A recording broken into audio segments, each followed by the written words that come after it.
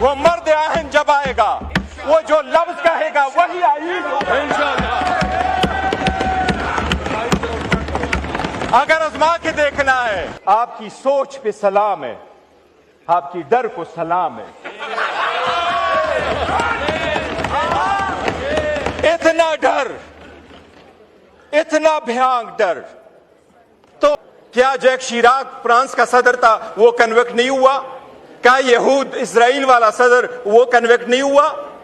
आप लोगों ने नहीं देखा दुनिया के किस सदर के पास इम्यूनिटी होती है? आप बहके, ये कौन सी बात है जो लॉ मिनिस्टर साहब आवाम को बावर कराना चाहते हैं कि सदर अगर चला जाए तो उसके पास समन नहीं जाना चाहिए? बताएं, आपके 15 सदर गुजर गए, कौन सा सदर है जिसके पास समन जा चुका है? जरदारी तो अपने केसेस पहली मर्तबा में पार्क लेन वाले रेफरेंस में 4 अरब